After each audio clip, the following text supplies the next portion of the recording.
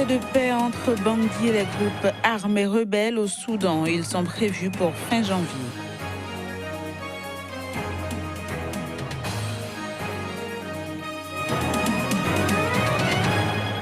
Proclamation de Félix Tshisekedi comme vainqueur de la présidentielle en RD Congo, une victoire déjà contestée par une partie de l'opposition.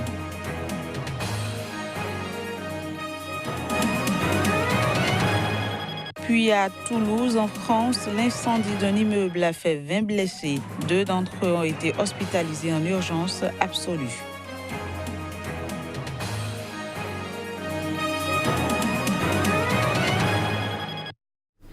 Jeudi 10 janvier 2019, bienvenue à toutes et à tous sur Sika TV. Des pourparlers de paix entre Bangui et les groupes armés rebelles prendront place fin janvier au Soudan. Attendus depuis plusieurs mois en Centrafrique, ils ont été initiés par l'Union africaine. Voici les précisions.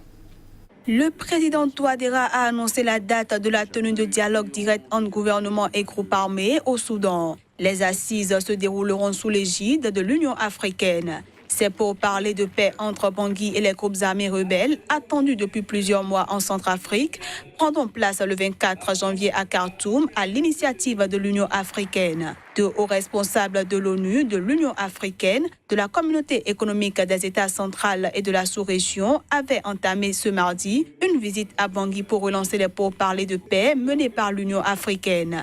L'initiative africaine pour la paix en Centrafrique, feuille de route adoptée en juillet 2017, est très critiquée depuis ses débuts pour sa lenteur et son manque d'efficacité. Mais malgré cela, la médiation de l'Union africaine reste soutenue par l'ONU et les principaux partenaires de Bangui.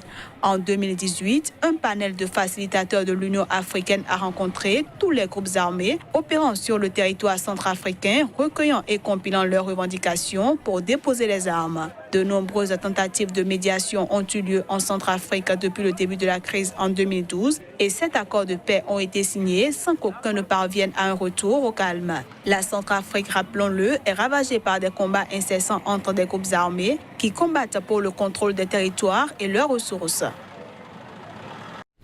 Enlèvement et rapatriement illégal vers Kigali de réfugiés de nationalité rwandaise. 8 gradés de l'armée et de la police ougandaise impliqués dans ce dossier ont été inculpés devant un tribunal militaire. Reportage. Un colonel de l'armée et 7 policiers, dont 5 hauts gradés, sont soupçonnés d'avoir remis de force en 2013 aux autorités rwandaises l'ancien garde du corps du président Paul Kagame, Joël Mutabazi et son frère Jackson Kalemera. Or, l'asile avait été accordé par l'Ouganda à ces 2 hommes et Human Rights Watch avait à l'époque accusé Kampala d'avoir complètement échoué à protéger Mutabazi, soumis à un risque sérieux de persécution dans son pays natal. Et justement, Mutabazi a depuis été condamné à la prison à vie au Rwanda pour terrorisme et meurtre.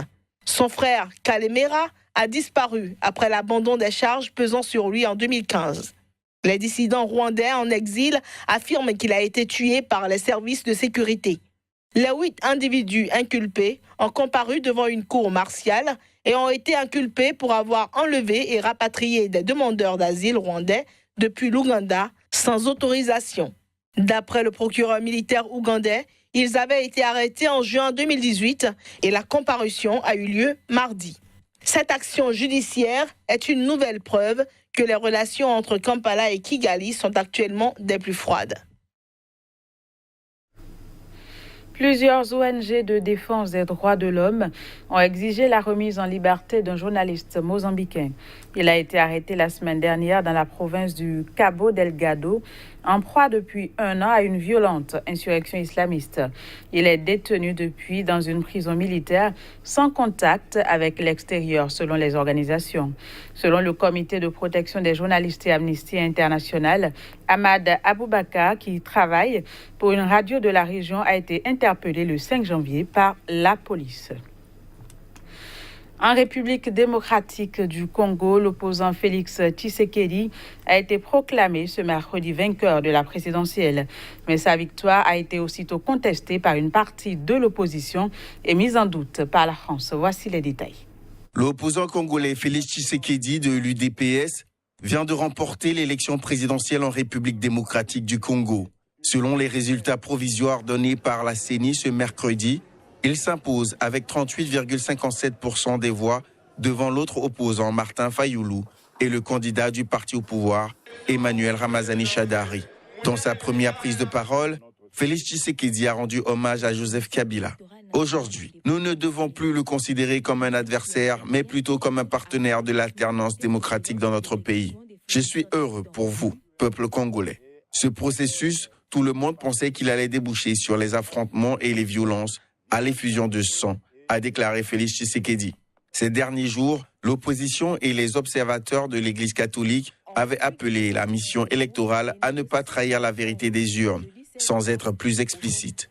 Les résultats de la CENI peuvent encore faire l'objet de recours devant la Cour constitutionnelle qui proclamera les résultats définitifs. Avant la proclamation des résultats provisoires, le secrétaire général de l'ONU, Antonio Guterres, a appelé toutes les parties prenantes à s'abstenir d'actes violents. Dans une interview qu'il a accordée à Radio France Internationale, l'opposant congolais Martin Fayoulou a dénoncé ce jeudi un putsch électoral, et ce quelques heures seulement après que Félix Tshisekedi a été proclamé vainqueur de la dite élection présidentielle du 30 décembre dernier. Arrivé deuxième à l'élection présidentielle selon les résultats provisoires proclamés dans la nuit de jeudi par la Commission électorale nationale indépendante, Martin Fayoulou a déclaré que ces résultats n'ont rien à voir avec la vérité des urnes. C'est un véritable putsch électoral. C'est incompréhensible, a dit l'opposant, crédité par la série de 34,8% des voix. Le candidat du pouvoir, Emmanuel Ramazani Shadari, est arrivé en troisième position avec 23,8% selon la Commission électorale nationale indépendante. C'est une vilaine escroquerie de Corneille Nangaa et de son camp politique. On a volé la victoire du peuple congolais et le peuple congolais n'acceptera jamais que sa victoire lui soit volée, a déclaré Martin Fayoulou. La France a semblé lui donner raison par la voix de son ministre des Affaires étrangères. Il semble bien que les résultats proclamés ne soient pas conformes aux résultats réels, a déclaré sur CNews Jean-Yves Le Drian, qui ajoute que Martin Fayoulou est a priori le vainqueur du scrutin du 30 décembre. Par ailleurs, des partisans de l'opposant Martin Fayoulou ont manifesté ce jeudi à Kisangani, dans le nord-est du pays, contre les résultats proclamés par la CENI.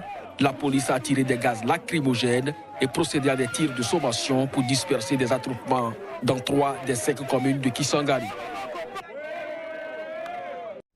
Marche à Nouakchott contre les discours haineux et l'extrémisme véhiculé sur les réseaux sociaux entre les différentes communautés mauritaniennes. La manifestation boycottée par l'opposition a été menée par le président mauritanien. Voici le reportage. Non à la haine, non au racisme, non à l'extrémisme et à l'incitation à la violence.